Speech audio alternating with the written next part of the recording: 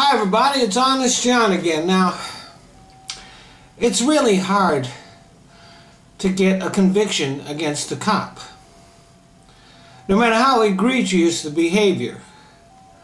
Sometimes you can't even get an indictment.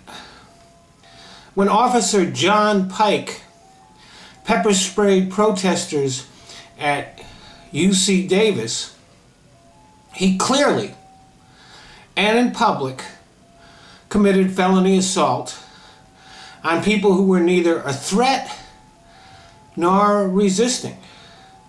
They were just sitting there. Not only was he not charged, he was not even disciplined by his department. So a cop can commit a crime and it can be captured on video, and his superiors will not do anything, and the DA will look the other way. And there are hundreds of cases where cops have shot unarmed people, and there's very few convictions. Recently, a policeman in Ohio shot a man who had a BB gun, which he had picked up from the shelves in the Walmart that he was shopping in. And video clearly shows that he did not point the gun at anyone or act in any way in a threatening manner. And the cops came and no attempt was made to talk to the man. He was not given directions to put the gun down. The cop simply shot and killed him, and yet the grand jury did not even indict him. Now, part of the reason for things like this is that district attorneys don't try very hard to get indictments against cops. And they work pretty closely with the police. It's important to them to maintain good relationships with them, so they don't want to antagonize them. And it's a well-known fact that cops cover up for other cops.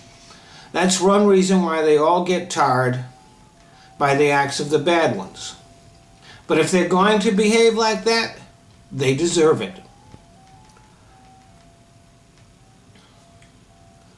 Recently, it came to light that police departments all across the country automatically disqualify people who score the highest on the IQ part of their applications. So there is a widespread policy of not hiring the best and the brightest. You have a better chance of getting hired if you're a little below average than a little above. So if you're being pulled over, it's possible that the guy who's pulling you over is a little slow. Is it any wonder that more and more unarmed, innocent people are getting shot? The guy who's pulling you over might not be very bright. The guy who's investigating a crime might not be real smart. But a big part of the problem lies with us. Because when cops go to court, evidence that would convict anybody else is just not enough to convict a cop. All the cop has to do is say that he felt he was threatened, and juries let him go, one after another. And as long as we continue to hold cops to a lower standard than other defendants, they'll continue to meet that lower standard. Here's our choice. The police will continue to kill us until we start sending them to jail for it. Thanks for listening.